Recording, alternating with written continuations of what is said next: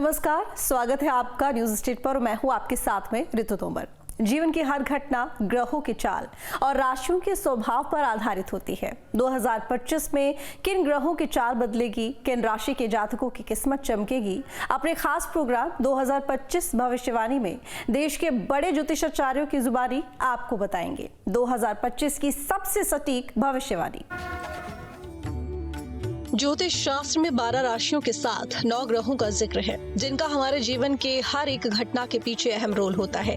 किसी भी देश प्रदेश की प्रगति, उन्नति, लोगों के जीवन में यश, अपयश, सांसारिक सुख सुविधा सब ग्रहों की चाल पर निर्भर है। 2025 में विश्व में हिंदुस्तान की स्थिति क्या होगी, क्या कुछ नया होगा, जानते हैं काशी के प्रसिद्ध ज्योतिषाचार्य से। राशियों का प्रभाव सबके ऊपर पड़ता है, चाहे वो देश हो, चाहे वो मनुष्य हो, चाहे वो प्रधानमंत्री हो, चाहे एक छोटा रिक्शे वाला हो, सबके ऊपर राशियों का प्रभाव पड़ता है। इस बार जो प्रवेश कर रहा है, प्रवेश का जो समय है 12 बजे के बाद ही प्रवेश करता है अंग्रेजी के हिसाब से। तो 12 बजे के बाद की जो लग्न कुंडली हम लोग ने बनाई है, उसमें हमने देखा लग्न भाव में केतु बैठा हुआ है, वो भी बुध के राशि में बैठा हुआ है। बुध के राशि में बैठने से केतु का प्रभाव उत्तम रहेगा, अच्छा प्रभाव आएगा, देश भी अच्छा रहेगा और देश की सारी संपदाएं भी अच्छी रहेंगी।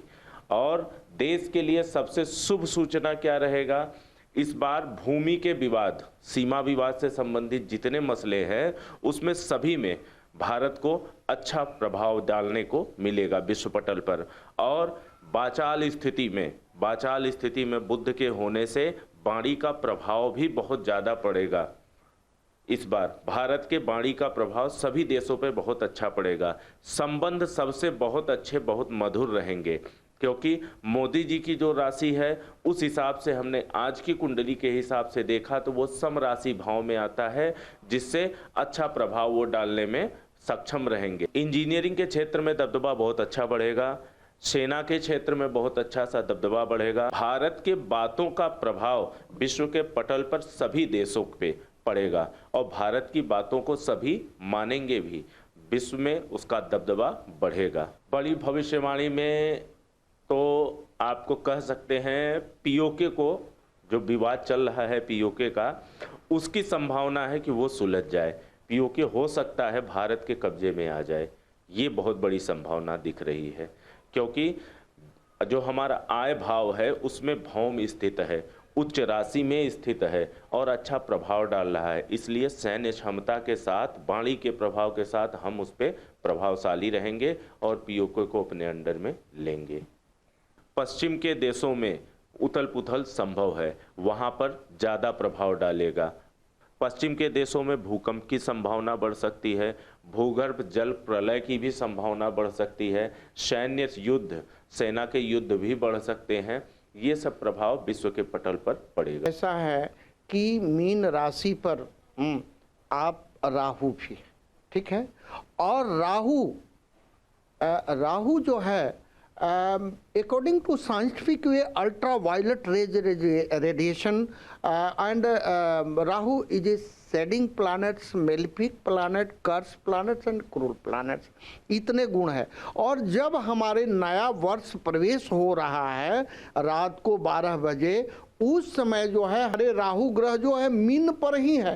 तो ऐसी स्थिति में हमारे विश्व के कुछ भूभाग, कुछ व्यक्तियों को उनके राहु जो है भ्रमित करने के कारण वह निर्णय जो है प्रतिकूल निर्णय लेंगे, जिसमें कुछ विश्व में विवाद भी हो सकती है, ऐसी चांसेस है। और हमारे राष्ट्र के, हमारे प्रदेश के प्रतिनिधित्व करने वाले व्यक्ति भी विवेकपूर्ण, बुद्धिपूर्वक कार्य करेंगे और जनता भी प्रसन्नचित रहेगी। वहीं 2025 में देश की आर्थिक स्थिति क्या होगी, महंगाई से लेकर मौसम का क्या पूर्वानुमान रहेगा, इसको लेकर प्रसिद्ध ज्योतिषाचार्यों से बात की न्यूज स्टेट के संवाददाता ने। भारत का आयात निर्यात बढ़ेगा, आर्थिक स्थिति से थोड़ा सा नुकसान पहुंच सकता है। आयात होगा, निर्यात भी होगा, लेकिन आर्थिक दृष्टि अगर हम नज़र डालते हैं तो आर्थिक दृष्टि बहुत अच्छी तो नहीं रहेगी, फिर भी सामान्य गति से चलती रहेगी, क्योंकि 9 महीने तक ये वर्ष जो है, इसके 9 महीने तक शुक्र जो है शत्रु भाव में रहेगा, शनि के साथ विराजमान रहेगा। मित्र राशि के साथ विराजमान है, लेकिन प्रभाव उसका बहुत अच्छा नहीं रहेगा, क्योंकि शत्रु भाव में शुक्र है। शुक्र एक शुभोत्तर ग्रह होने के कारण शत्रु भाव में जाता है तो उसका परिणाम अच्छा नहीं होता है, जिसके नाते आर्थिक दृष्टि से हो सकता है 9 महीने तक कुछ ना कुछ उथल पुथल होता रहे। बाकी सारी देश की स्थितियां सही रहेंगी। राजनीतिक परिप्रेक्ष्य में अगर हम आते हैं तो देश की राजनीति में तो कोई बड़ा उलटफेर होने की संभावना नहीं लग रही है इस कुंडली के हिसाब से, लेकिन अगर राज्यों के हिसाब से हम देखेंगे तो कर्नाटका, हिमाचल, मध्य प्रदेश, इन सब जगहों पर राजनीतिक उथल पुथल संभव है। और झारखंड में हो सकता है कुछ बीमारी का प्रकोप बढ़े। ये सब स्थितियां समान रूप से लागू होंगी इस वर्ष के प्रवेश चक्र में। भारत में कोई ऐसी बहुत विशेष बड़ी घटना होने की संभावना नहीं। जो जल वृष्टि है ये थोड़ा बढ़ेगी, हाँ, जल का प्रकोप भी बढ़ेगा, और बाकी और सारी चीजें तो लगभग सामान्य रहेंगी। कोई बहुत उथल पुथल दिख नहीं रहा है। फसल इसमें जो है मुझे यह लगता है कि बुधवार को होने से हमारे देश की फसलें जो है अच्छी होगी। थोड़ा महंगाई ज़रूर हो सकती है, लेकिन फसलें अच्छी पैदावार होगी, हमारे किसान भाई खुशहाल रहेंगे। इस वर्ष जो है वो प्राकृतिक आपदाओं की संभावनाएं कम से कम है, बिल्कुल न्यून है, बल्कि ये वर्ष प्रगति कारक है। 2025 में ग्रह गोचर की स्थिति क्या होगी, किन राशि के जातकों की किस्मत चमकेगी और किसी सावधानी बरतनी पड़ेगी, जानते हैं कानपुर के प्रसिद्ध ज्योतिषाचार्य आचार्य कृष्ण मुरारी जी से। ये साल जब प्रवेश करेगा, नया वर्ष 2025 जब प्रवेश करेगा, उस समय कन्या लग्न होगी, और कन्या लग्न का जो स्वामी ग्रह है वो बुध होता है, जो अपनी लग्न से, अपनी राशि से तीसरे बैठा हुआ है वृश्चिक राशि में। ऐसी स्थिति में एक चीज ये होती है कि जिसे धार्मिक उन्माद होना लोगों के अंदर, जो अस्थिरता होना, व्यावसायिक अस्थिरता होना, ये एक स्वाभाविक सी घटना होती है। समय शनि कुंभ राशि में है, जैसा कि हमने बताया। जो 7.5 और ढैया होती है, ढैया इसलिए कहते हैं क्योंकि शनि एक राशि में 2.5 वर्ष रहता है।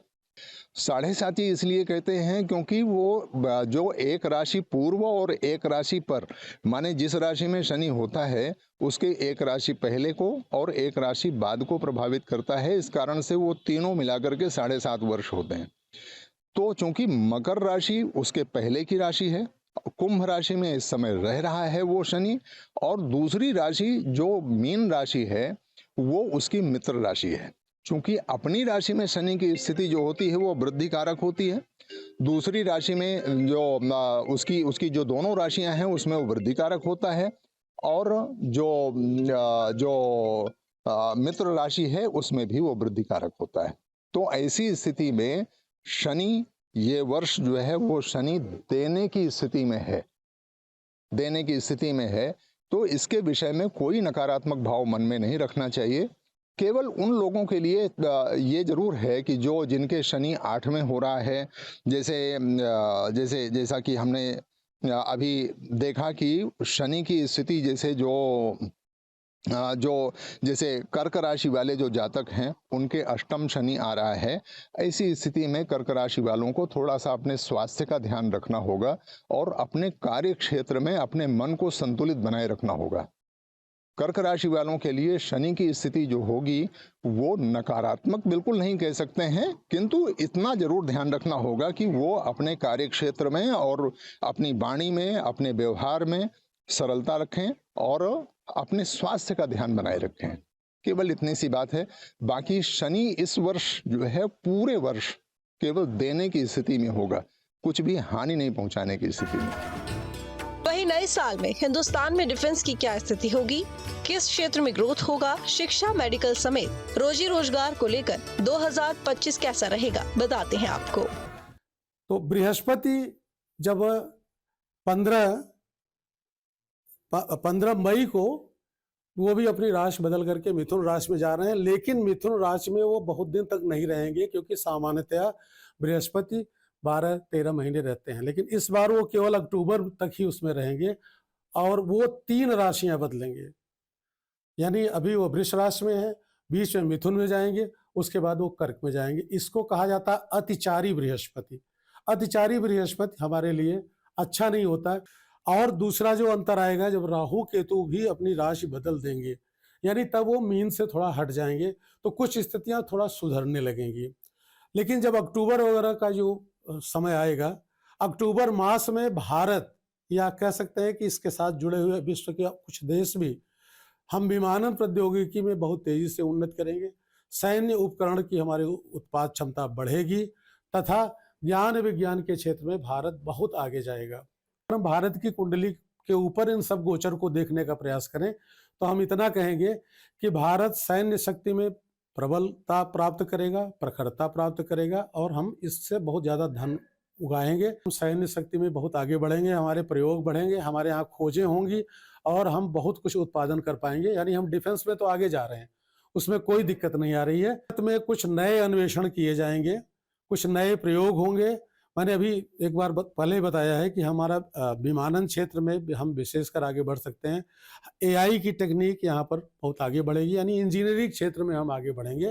देखिए, मेडिकल क्षेत्र ये है कि प्रयोग हमने कहा ना कुछ बढ़ेंगे, और हमारे संसाधन भी बढ़ रहे हैं। यानी हमारी जो ये मेडिकल कॉलेजेस खोले जा रहे हैं वो शायद अभी तक पूरे नहीं बन पाए होंगे, लेकिन अब इस वर्ष उन सब में एक अच्छे ढंग से एम्स आदि में हमें सुविधाएं मिलेंगी, और वहाँ पर डॉक्टर पर्याप्त मात्रा में पढ़ाई भी करेंगे और वहाँ पर लोगों की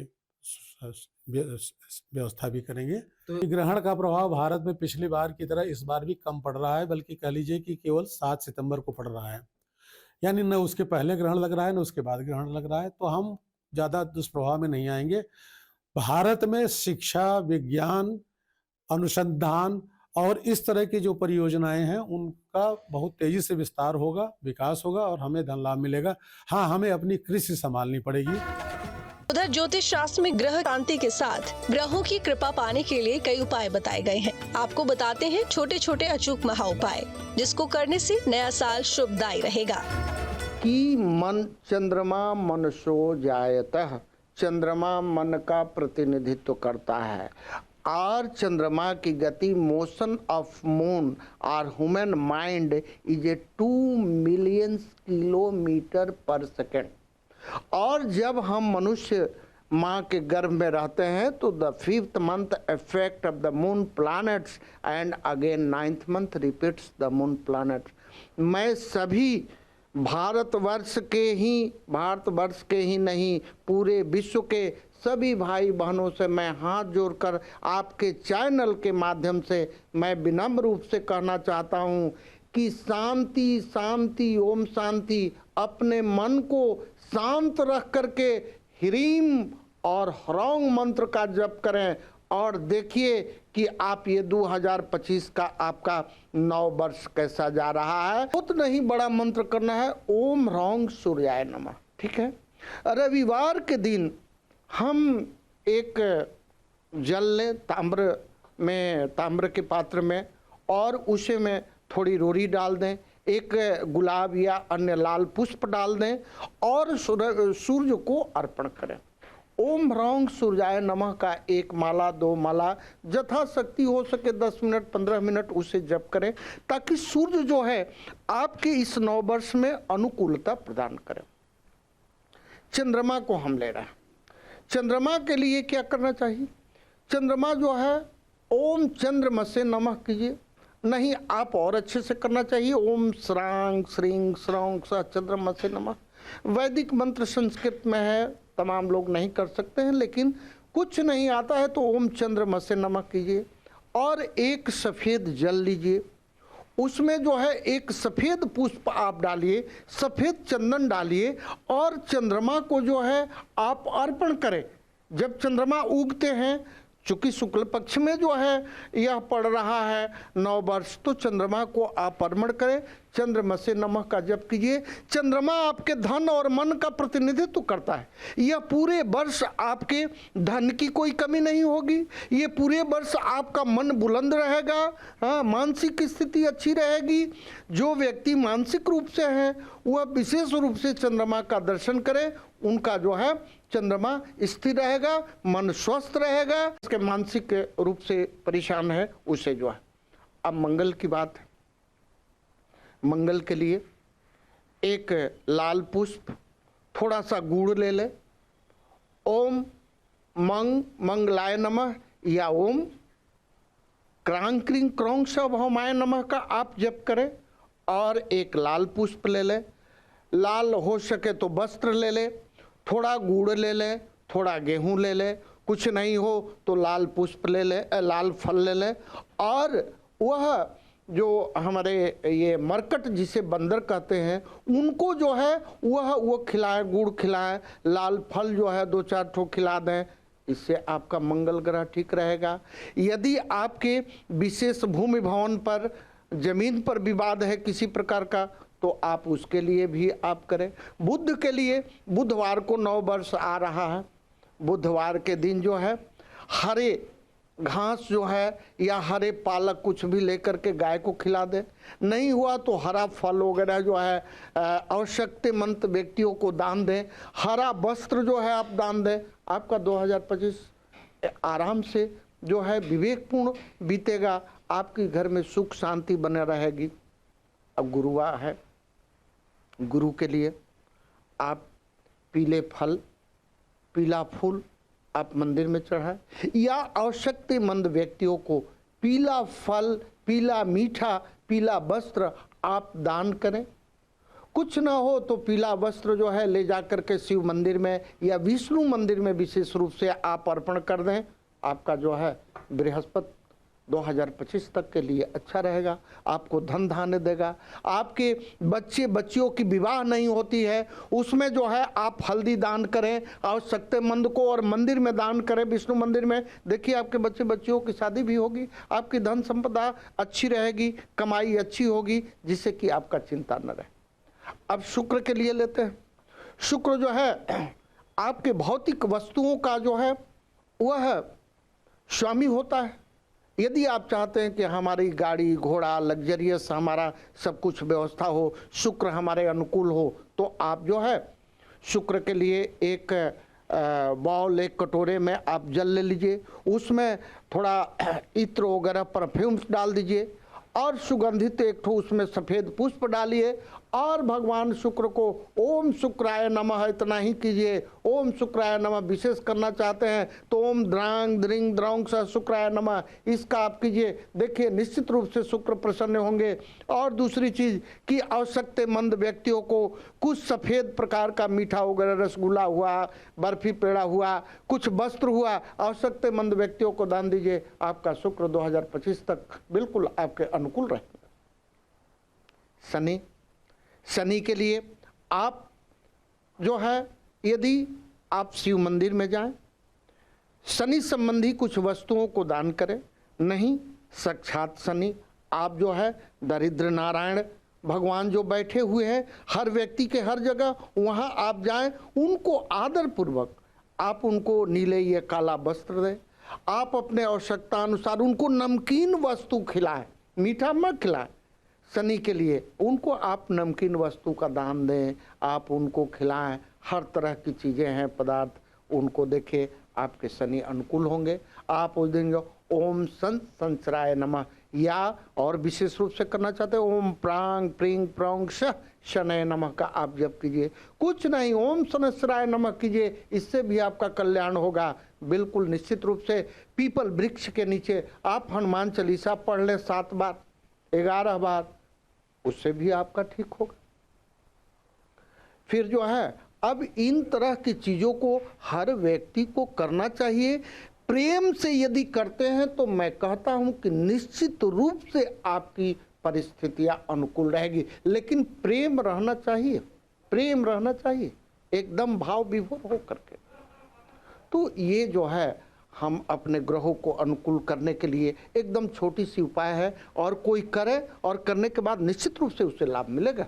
जिन ग्रहों के चलते जो है कुछ स्वास्थ्य की अनुकूलता नहीं रहने वाली है, उनके लिए सबसे उत्तम बात ये होती है कि वो हनुमान जी महाराज का कोई भी मंत्र, जिसे छोटे छोटे प्रयोग होते हैं, हनुमान चालीसा पाठ करना या हनुमान जी का दर्शन करना, उनकी परिक्रमा करना, ये उनके लिए लाभदायक है। शिव जी की परिक्रमा करना, शिव जी के पास में जाकर के उनको जल अर्पित करना, ये उनके लिए लाभदायक है। हम तो देश के जितने युवा हैं, जितने जो प्रौढ़ हैं, जो बुजुर्ग हैं या जो बच्चे हैं, हम उन सब के लिए ये बात कहते हैं कि वो शिव जी की उपासना करें, थोड़ी सी, जितना भी कर सकते हैं। ओम नमः शिवाय बहुत छोटा सा मंत्र है, इस मंत्र का स्मरण करें, जिससे ग्रहों की जो भी थोड़े बहुत दोष होते हैं वो दोष अपने आप दूर होते जाते हैं। फिलहाल नए साल में सबकी मनोकामनाएं पूरी हों, रोजी रोजगार में इजाफे के साथ सबकी सेहत अच्छी रहे। देवों के देव महादेव से यही प्रार्थना है। Team news state. अपने खास प्रोग्राम में बस इतना ही। सभी के लिए नया साल 2025 खुशहाली, उन्नति, प्रगति देने वाला हो। नमस्कार।